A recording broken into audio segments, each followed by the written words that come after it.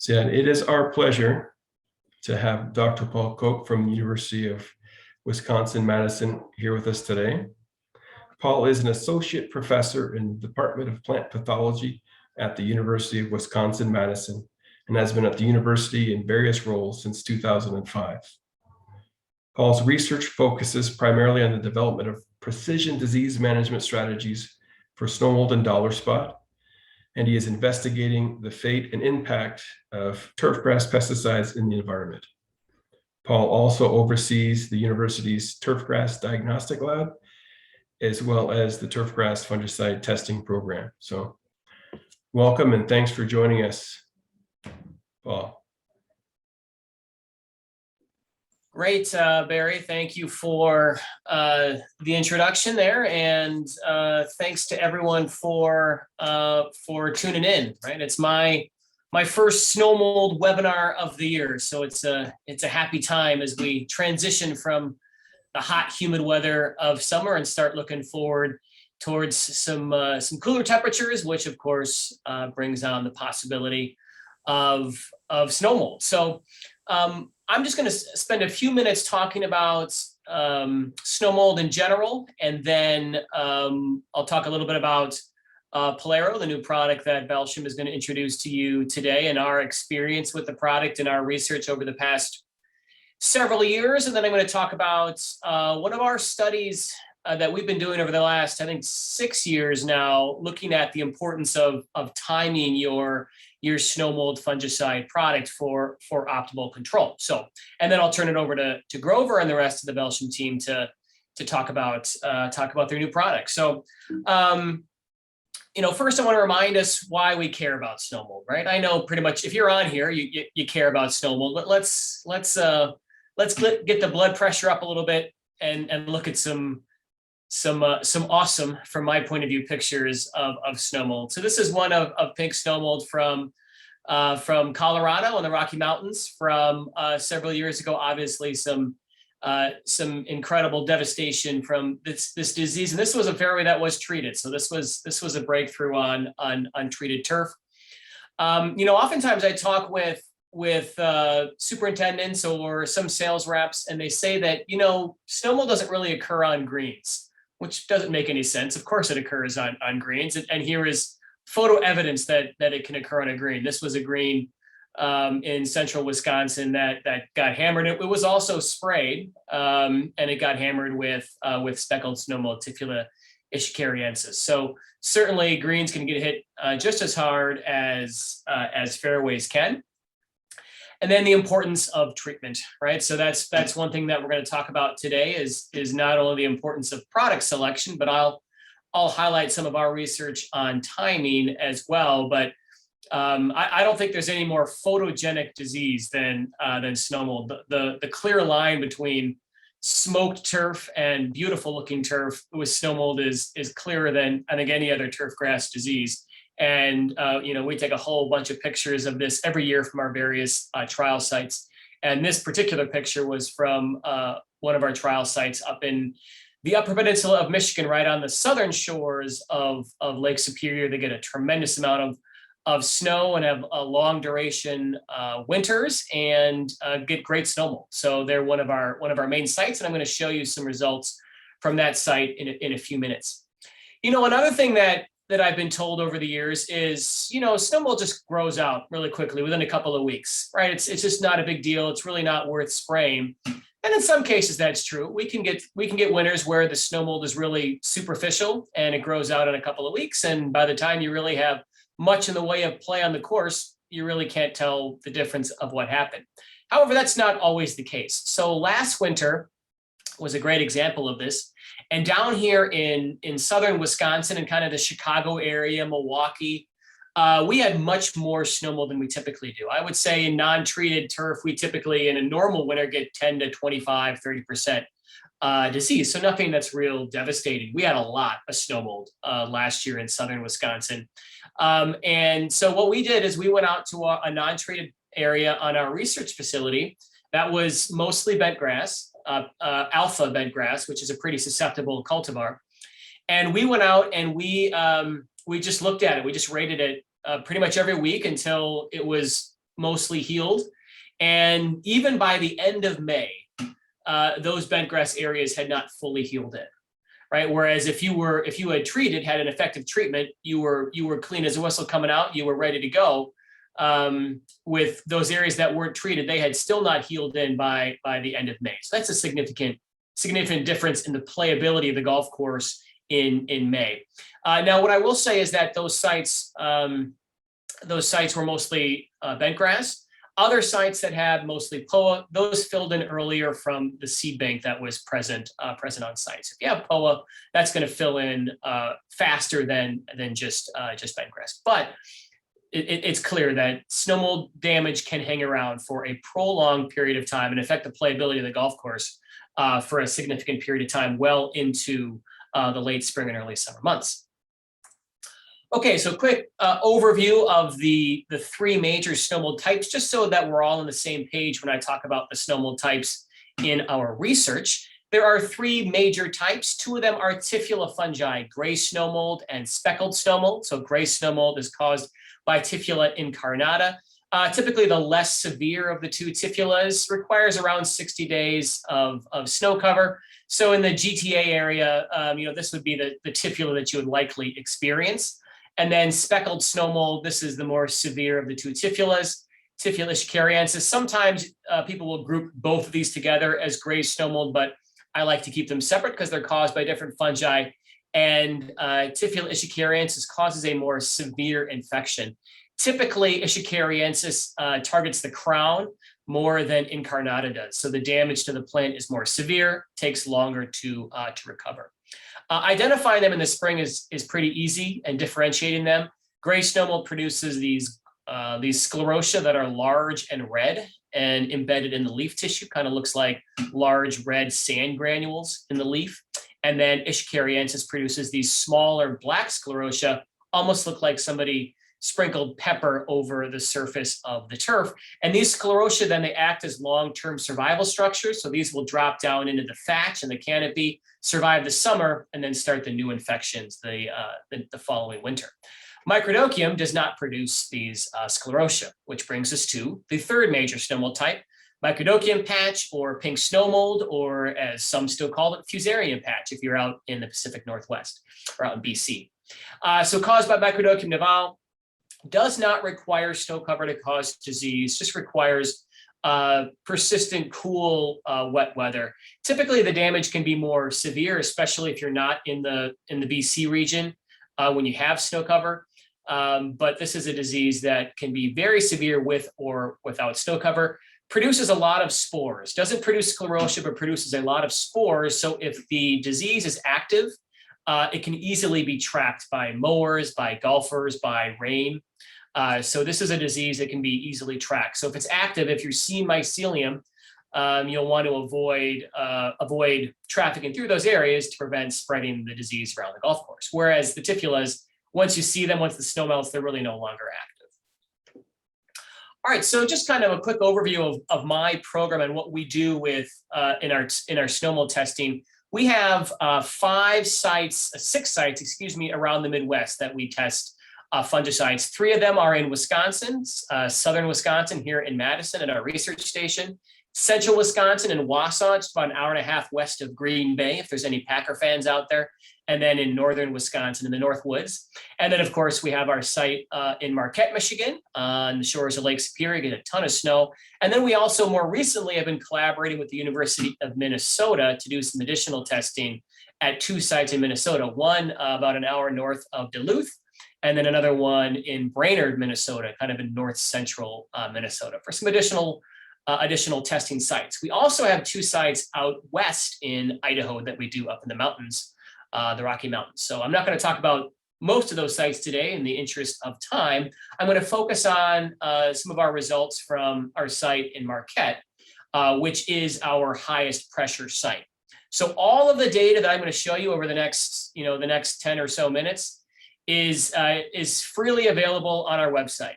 So if you go to our website, which is tdl.wisc.edu/results, you can find all of our snow mold results and our summer trial results, which mostly focus on dollar spot over the last 15 years.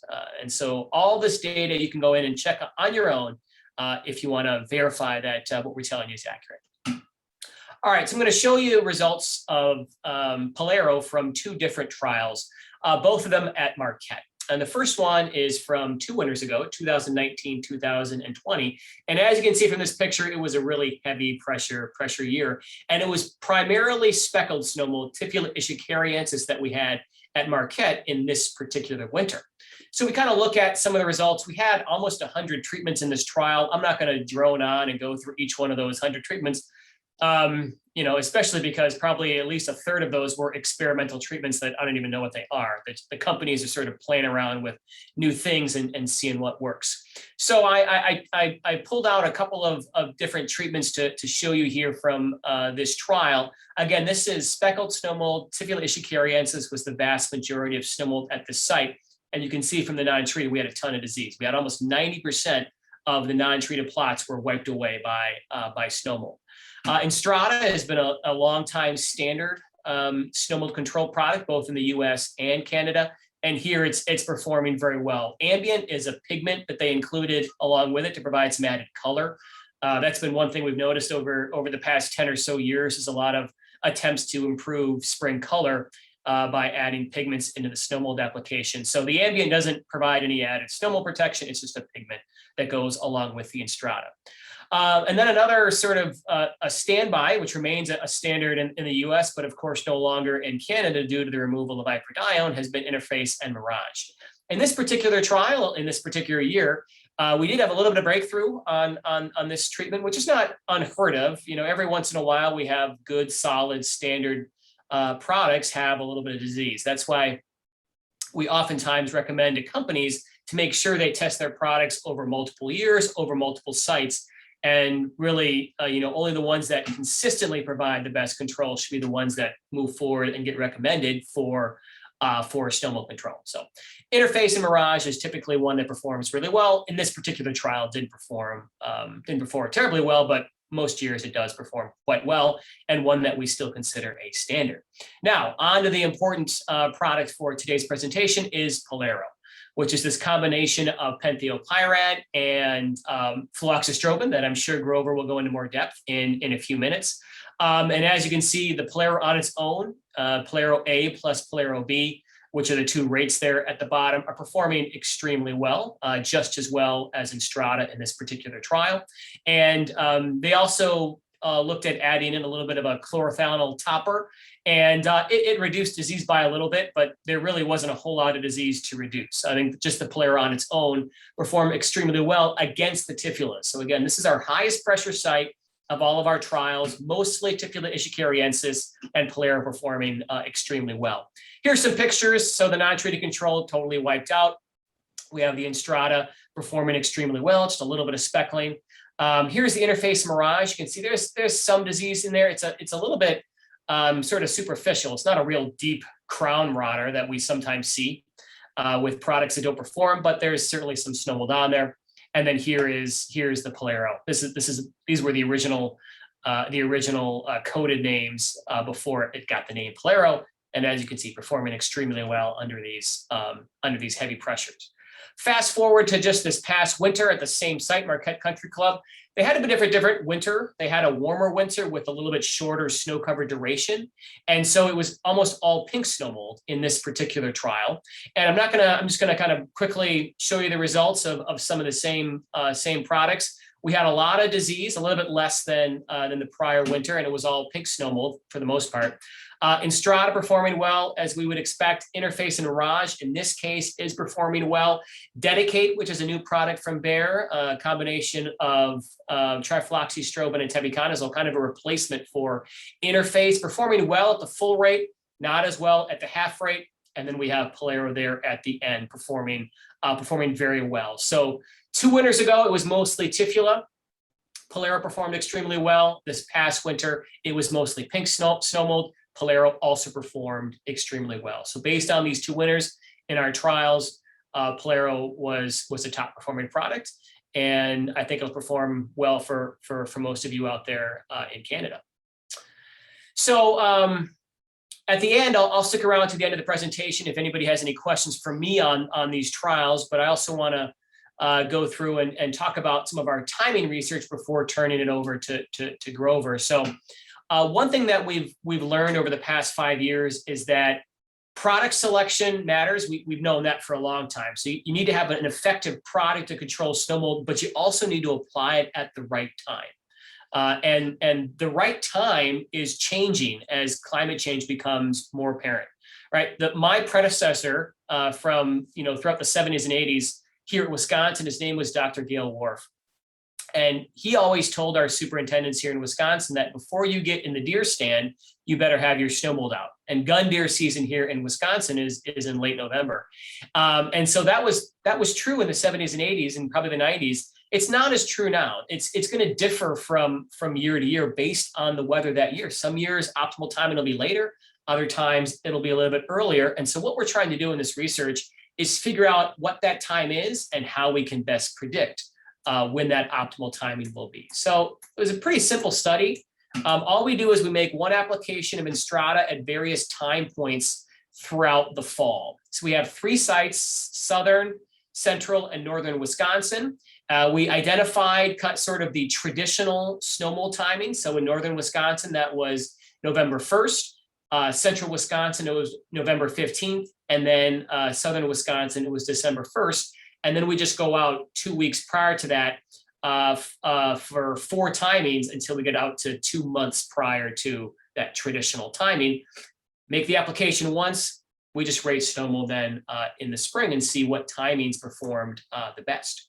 And so here are the results for 4 years. I didn't add in last year's results quite yet, but you'll get the story. What we notice at the northern Wisconsin site is that we see almost no control from the applications until we have a very sharp cutoff at the zero between the 2 week and the 0 week timing, which actually ends up being 3 to 4 weeks before the actual application was made. Our last treatment was this floating application that we tried to make as close to snow cover as possible.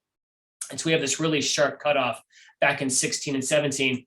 17, 18, we have almost the exact same results, right? Between that 2 week and 0 week mark, which is about 3 to 4 weeks prior to snow cover timing, we have a really sharp cutoff.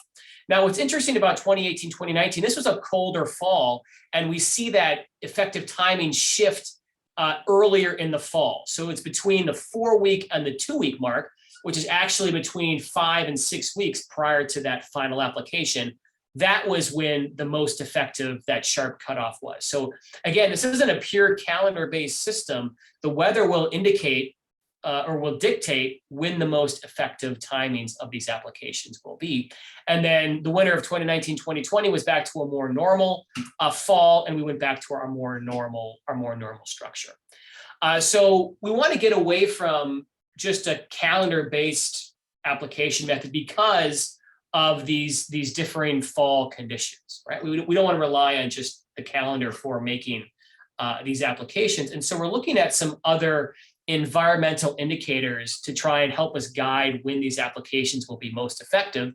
And one of them that we looked at is just good old-fashioned soil temps, right? That's an easy one to measure. And so we're looking at this soil temperature line from our northern Wisconsin site. And the one thing that I want to point out, that light green line, that's the winter that it was cold.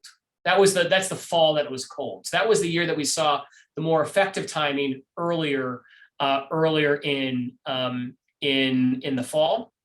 And we see that the soil temperature is cooling down earlier. So, with the green line, it was between 4 and 2 weeks that we saw the most effective control. And with the other years, it was between 2 and 0 weeks. Was where we saw the most effective control. So if we're just kind of eyeballing these, we haven't done the stats on this to really pinpoint exactly where the cutoff is, but we're probably looking at a soil temp of somewhere around 6 degrees Celsius at a 5 centimeter depth. That's going to kind of indicate that your snow mold fungicides will begin to be effective. Now, why are they beginning to be effective at that point? It's probably because that's when the snow mold fungi are really starting to wake up and they're starting to grow. And those growing snow mold fungi will then take up the fungicide, right? Dormant fungi are completely unaffected by fungicide applications. So it's likely that we're seeing such a sharp cutoff in control because before this point, the snow mold fungi aren't really active, so they're not going to absorb the snow mold fungicides.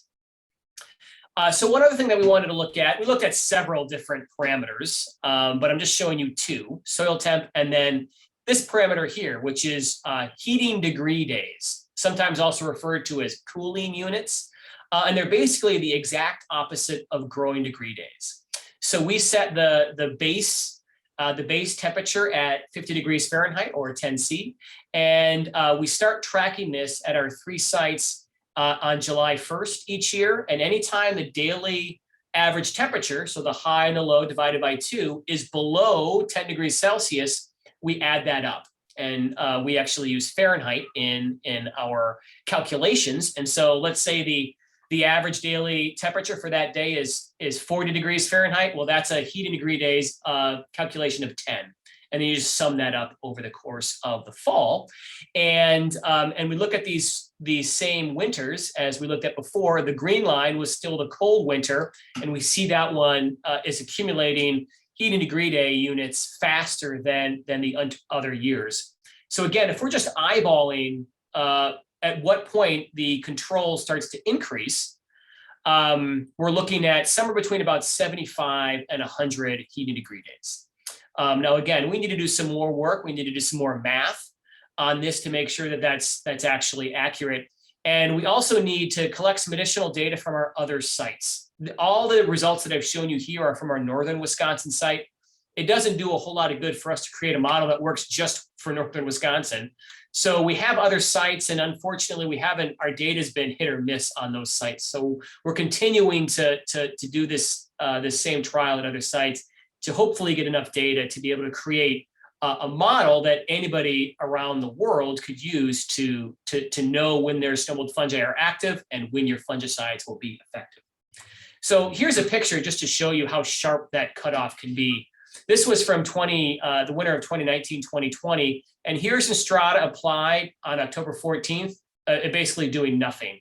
And then just 12 days later, the same exact application, the same rate, same product, has excellent control, right? We're down now, we're under 10% disease. So just the 12-day window goes from almost getting no control to getting pretty effective control, right? So somewhere in these 12 days, that's when our window of opportunity has opened for applying our snow mold products. All right, so just a couple kind of closing takeaways before I turn it over to Grover then. Applying snow mold products too late is the worst. Don't do that, right? If snow cover's down, you're gonna be in a world of hurt. It never ends well. So you never want to be too late. But you can also go too early. And too early in some winters or in some falls is right in line with where a lot of people have traditionally applied their products, depending on the conditions that particular winter. So too late is really bad. Too early is also bad. You get less active fungi. There's more time for product degradation. And that traditional timing is changing. It's different than it was 20, 25 years ago in a lot of years because the climate is changing. Our conditions in the fall are changing. So the fungi change as a result, the fungal activity. So I don't want everybody to go out there right away and say, Paul's saying apply our products at growing degree days between 75 and 100. There's more work that we have to do, but our preliminary work is showing that 75 to 100 growing or heating degree day timing has been pretty effective as far as when your opportunity opens up. So here's my contact information. I'm going to turn it over to Grover, and I'll stick around till the end of the session to answer any questions that anybody might have. But please feel free to email me or call me. Shoot me a message on Twitter if you have any questions, and I'd be happy to chat about this research, Polaro, any of our other snow mold research, or anything that you feel like chatting about. All right, thanks everybody. Grover, I'll turn it over to you. Perfect. Thank you. Hopefully most people know Grover, the man, the myth, the legend. But for those who don't know, I'm pleased to introduce Grover, who's going to talk about Palero Turf Fungicide. Grover is currently the sales and key account manager here at Belgium Turf Protection. He brings 20 years of turf experience, both on the golf course side as well as in high-level technical support. So without further ado, I'll pass it over to Grover to introduce Polaro Turf Fungicide. Perfect. Thanks, Barry. You can see my slide. See, you put yourself on Yes, mute. yes, sir. Awesome. Thank you. Oh, perfect. All right. Thanks, guys. Really excited to be here with everyone today. To be honest, without getting into my full, personal backstory, for those of you that do know me, unfortunately, I'm at high risk to COVID. So I've been hiding in my bubble here for the last 18 or 19 months. So I was very excited the opportunity to reconnect with some of you guys, especially or folks from across the country. Actually, I was so excited this morning. I slapped on some Old Spice for everyone. I went with Old Spice Classic. So hopefully it's not a too overpowering choice for everyone here. So, but further ado, I'm going to get into, Polaro, what it is over the next 15 minutes. By now, you already know it's our new snow mold fungicide. Get into a little bit of a research update from the Canadian golf course level, and then what the recipe for success is. So what is Polaro? Polaro is our brand new snow mold solution. It is a unique two-way co-pack. It's easy to use, highly systemic, and it is extensively researched. So I just want to hammer home this point. These are active ingredients that are extensively researched. So what's inside a case of Polaro? So when you open up a case of Polaro, there's going to be 2 jugs of Polaro A. The active ingredient is fluoxystrobin. It's 1.4 liters. And there's going to be 2 jugs of Polaro B. The active ingredient is penthylpyrad. And the jug size is 6.5 liters. So one case, with these 4 bottles, you put it in your spray rig. That's enough material to spray 6 acres.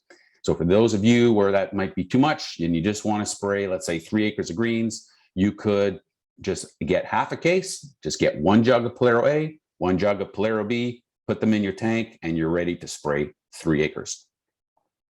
So let's just take a quick or a closer look at Polaro A. So Polaro A really has some superior xylem mobility.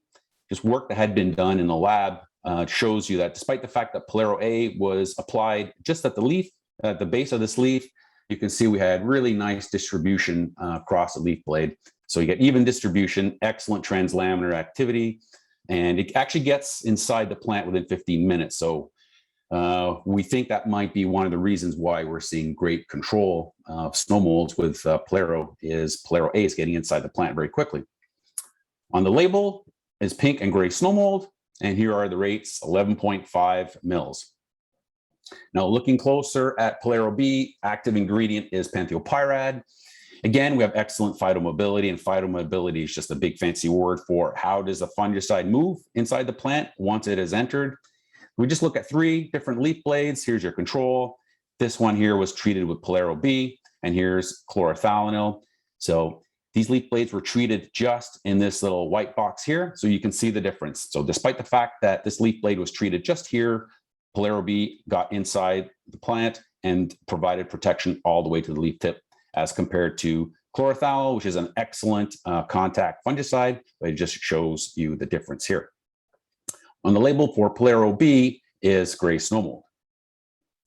Now, work was done to show how rain fast Polaro B is, and so trial where 30 millimeters of simulated rainfall, so 30 millimeters per hour was applied to turf that was treated with Polaro B 1 hour after application. So that was done over 3 hours. So a total of 90 millimeters of rain.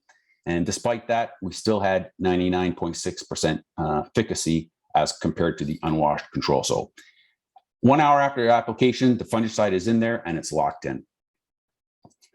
And then again, just hammering the point home that these actives, are extensively researched. Here's penthylpyrad dating back, some snow mold trial work dating back 2009, 2010 with, Dr. Koch and with Dr. Jim Kearns. So what is unique about Polaro? If we look at it compared to the other 2-way solutions we have in Canada, Polaro would be the only 7-11 combination. And also it is the only 2-way where both actives are xylem mobile. So when you're spraying Polaro, both actives are getting into the plant and moving upwards through the xylem towards the leaf tip. So you get nice, complete, even distribution and protection of your plant. So again, hammering the home, extensively researched. Here's the map of the country, and all these red dots represent all the different trial locations over the last 2 years. And the stars are, you saw them in Dr. Koch's presentation, are the trial locations where we did work with Dr. Koch. So we're going to start with our friends in Western Canada here in British Columbia, and definitely hope that, with everything going on in British Columbia right now, that all our friends are safe and sound there. But here is Polaro applied, 133 days of snow cover, picture taken 135 days after application. And the cooperator did say he was very impressed with the results of this trial. So still in the Kootenay region here, again, 133 days after application, picture taken 135 days after application. And you can see the sharp line here, the difference between treated and non-treated. So some pretty significant pressure there. You'll have seen this picture. It's, in a lot of our marketing material. It's a great picture in Alberta, in the Edmonton area. So this picture here was taken 181 days after application. So some pretty significant pressure. In the Red Deer area, so here's the red marking paint. So this is where Polaro had been applied. And down here in the foreground is the untreated. So we can see some breakthrough here. You can see the rough as well. So 140 days of snow cover. And the cooperator in this instant mentioned that predominantly it was pink snow mold. So picture taken 142 days after application. In the Calgary area, 104 days of snow cover, picture taken 151 days after application. Again, some pretty significant pressure. Moving to Saskatchewan and Saskatoon, 150 days of snow cover, picture taken 154 days after application. And we can see some breakthrough here, some the turf that's not looking really good here, but yeah, hammered with some snow mold. Then moving towards our friends in Manitoba, 140 days of snow cover, picture taken 164 days after application. And so you can see the check here, so the breakthrough. And the cooperator did say that Polaro, the areas treated with Polaro basically performed as well as other areas which had been treated with Trilogy or Instrata. And moving a little closer to home for me here in Ontario, so northern Toronto, this picture here taken 133 days after application. Some pretty good breakthrough here for the Toronto area, some pretty good snow mold pressure here. Polaro performed well. And moving further north of Toronto, now we're in the Owen Sound area. So just 76 days of snow cover, but enough, to get some good pressure. You can see the check plot, some decent pressure in there. This picture taken 130 days after application. Still in the Owen Sound area, this is 2019. So here we're looking at 149 days of applications. So it's pretty obvious where we applied. We even had, a pass made in the rough, so you can see the difference between the treated and the non-treated. So this is actually the same golf course, just the following year, 2020, 77 days of snow cover, but again, a pretty striking picture. You can see exactly where the booms were turned on and where they were turned off. Continuing our trek eastwards in the country, here's the Ottawa Valley, 65 days of snow cover. So here's the untreated in the foreground here. You can see some breakthrough. Moving towards La Belle Province, our friends in Quebec. Here's the North Shore of Montreal. So 96 days of snow cover, picture taken 145 days after application. And the cooperator said that the pressure was high and both snow molds were present in abundant quantity in this trial. Closer to Quebec, the Quebec City area, 100 days of snow, picture taken 148 days after application. And this trial, the cooperator said, was conducted on his highest pressure fairway of the property. So a good, pretty striking picture there as well.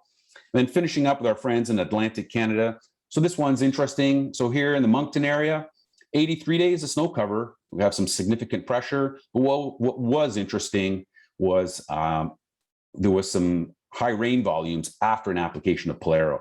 So Polaro was applied, and then there was some rain events, and despite that fact, Polaro still performed pretty well. And then just to finish off with our friends in Prince Edward Island, here's 78 days of snow cover, 135 days after application. So the cooperator did mention that predominantly breakthrough here, and this is a really nice, I don't think it gets really nicer than this as a check plot, but predominantly pink snow mold, maybe a little bit of gray there. but predominantly pink snow mold. So in summary, what we have seen over the last couple of years is that Palero's consistently provided excellent control of snow mold, whether it's at the university level or, Canadian golf courses. It's performed well on both pink and gray, like high pressure for pink and gray snow mold. Even during long durations of snow cover, we've seen up to 150 days of snow cover. Even if it's been rained on prior to that application, it's performed well. So at the end of the day, it's really shown equivalence to some of the standards that you're well aware of, like Enstrata 2, and Trilogy.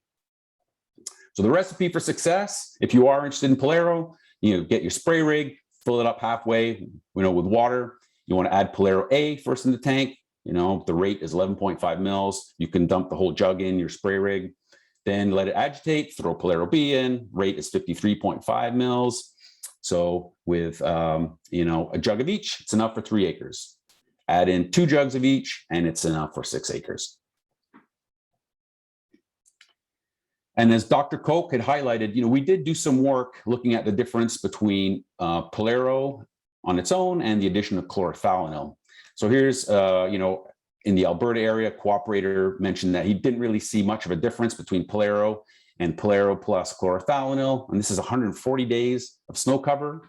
However, that being said, we are recommending the addition of chlorothalonil. And when are we making that recommendation? For greens applications. Just for that peace of mind, despite the fact that we've seen Palero perform really well, for greens, we'd recommend you throw in that third active, at contact like chlorothalonil. And then in instances where you have extreme pressure.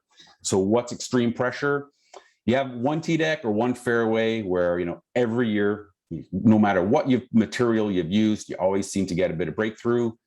It's in that scenario or instance we'd recommend, well, for that tee deck or that fairway, just add in some chlorothalonil. So here's an example trial we did in Northern Ontario, 77 days of snow cover. Here's Palero on the right-hand side of the dotted lines here. So we did see a little bit of breakthrough, but on the side that had chlorothalonil, we saw a slight boost. So that's our recommendation. So we do have an introductory program for you. When you buy 2 or more cases, you have an instant rebate of $150 per case. So that translates into a savings of $25 per acre. Now I'll spend a minute on this. I'd be remiss just to mention Phosphoral Pro for all of you as we're moving into some microdochium patch season really soon. Phosphoral Pro, which is newly registered for microdochium patch, also have anthracnose and Pythium blight on the label. It is part of our emerging biopriority line of products. We're proud to say that it is the first phosphite fungicide registered for microdochium patch in Canada. So here's a label, suppression of microdochium patch at 130 mils. We did not see a rate response above 130 mils. So that's, what we're recommending, applied biweekly. And we've done work at Oregon State. And this is the mecca of, research for microdochium patch. We've been doing work since 2017 with Phosphoral Pro, applied biweekly, starting October through to May. And we can see here a pretty nice picture. They can grow some really good microdochium patch at Oregon State versus Phosphoral Pro at 130 mils. So it's not a complete eradicant. You see some escapes over the 3 years we've done trial work there. On average, we're looking at about 89% suppression of microdochium patch. And that's it. We'll open her up to questions now. Just want to thank you very much for your time and attention. Okay. Well, Dr. Koch, maybe you wouldn't mind answering question I'd posed before is in terms of, there's a lot of guys that will go out, or a lot of folks, I should say, go out and make a go and clean application. So what kind of recommendation would you make there in terms of a timing for a go and clean application?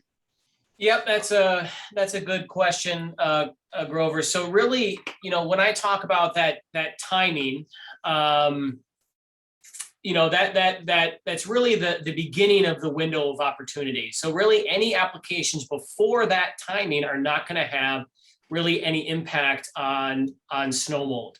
And so what we saw consistently that window of effective control opened about 3 to 4 weeks prior to your traditional snow mold timing, or to your timing that was close to the snow cover. Now, in that research, we showed that there was, somewhere between 8 and 10% disease right at the beginning of that window, and it slowly sort of trickled down to, between 0 and 2% disease. So, in my mind, there's still the better control is basically as close to snow cover as you can get without going over. And so then if you're looking for those sort of cleanup apps or that you're going clean apps, typically timing that around 3 to 4 weeks prior to your second timing is going to be most effective. Anything before that, you're really not going to, the fungi really aren't active, especially the tifula.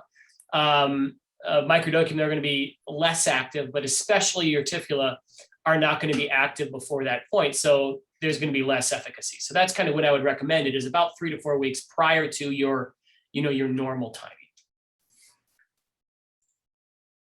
Thank you. That's great. Another question I have for you, Dr. Koch, if you don't mind. Sure. So superintendent, snow melts and it's like, oh boy, I noticed I have some breakthrough. I've got some pink and some gray snow mold that's in the spring. Is it worth applying or trying to put something down? Yeah, not normally.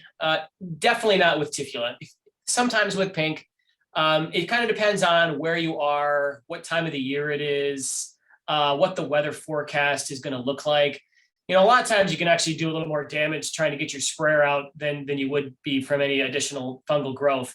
75% of the time, it's not going to be worth it. Sometimes, though, if you have additional snow in the forecast, let's say that you break snow cover really early for your location, and it's likely you'll get more snow cover, that would be a situation where I would probably recommend going out with an additional booster app to get you through that later snow cover or that later cool, wet weather. But in most cases, no. Thank you. Mm-hmm. Perfect. I see we have a couple questions from the audience. So the first question from Robert Clark was, were any of those trials done with a third fungicide in the tank? So I can say that all of the photos that Grover shared throughout the review of the Polaro information, it was only the two-way combination. So the Polaro A plus the Polaro B, with the exception of that last slide when he was talking about the addition of the chlorothalonil. We did do a number of tests as well as Dr. Koch showed. Chlorothalonil wasn't included with the Polaro, as he showed on one of his first slides. And as Grover mentioned, in most cases, it really didn't make much of a difference unless you had a extreme snow mold pressure. So we're recommending in those instances, as well as on a greens applications, just to be safe.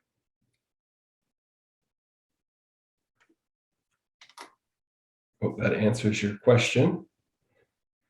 And then there's another question here from Mr. Hatch. Were any of the trials done below 2 gallons per 1,000 of water volume? And how low could we go? He said, thanks guys, great info. So in our trials, basically the trials that Paul went through, there was a variety of water volumes used. We wanted to put the products to the test under real life golf course conditions in Canada. So whatever the superintendent was using. So it was, I think there was some stuff done at 4 liters. I would say majority of the lower volume was done at 50 gallons per 1,000, as well as up to 2 and just over 2. So say we're very comfortable at 50 gallons per 1,000. I don't know if Dr. Koch, if you've done any work on like water volume and impact. As a matter of fact, we have, and it depends on the chemistry of the product. With systemic products, we haven't really seen any impact. I don't know the conversion offhand, but we looked at 1.5 gallons, 1 gallon, and 0.5 gallon per 1,000 square feet. And if it was a systemic product, we didn't see any difference of the gallonages, so you can go a little bit lower. With the contacts, though, that did make a difference. So really, it was sort of a stepwise process. 0.5 gallon had the worst, 1 gallon had the middle amount of disease, and the 1.5 gallons had the least disease. So with the contact fungicides, gallonages does matter. we didn't really notice much of an impact with the systemic products. This was on pink snow mold. All right, some more great questions coming in the chat. First one, thoughts on applying on frozen ground due to no choice with weather changing fast. So say you get caught, maybe the turf is it's not covered in winter, but it's frozen. And I think Dr. Koch, you've done some work in this area as well. So if you wouldn't mind sharing. Yeah, we haven't done it on purpose. We've gotten caught too, and we've applied our trials onto rock hard frozen ground, and they work. The products work just fine. So I've never seen any evidence that the plants, there's this thought out there that the plants need to be actively growing for the systemic products to be taken up and for them to work. And we've never seen any evidence that that's actually the case. We've applied them on concrete frozen hard turf, and the products that should have worked, the good products, they worked. So why I think that's happening is that the products probably aren't being taken up and translocated actively throughout the plant, but that's okay. We're not applying snow mold products at the base of the plant, right? You're applying them over the course of the plant. So systemic products in that case are probably acting more like a localized penetrant than a true systemic. But they're still working really well. So I've never seen any, I know some superintendents who split their contacts and their systemics out, put their systemics out earlier than their contacts. We've never seen any evidence that that's needed. So I wouldn't worry about that. And then the second question, how do overnight freezing temps impact efficacy of sprays? Same thing. We've never seen any evidence in our trials that the product will freeze and not be effective. I think there's going to be some passive absorption. Even if the plant's not actively growing, some of that chemical will absorb into the leaf blade and you'll get enough coverage for the product to be effective. It's why you still need good coverage, even if you have systemics, for the product to be effective. But we've never seen in our 15 years of work, and we've accidentally applied on really frozen ground, the products that should have worked well, worked well.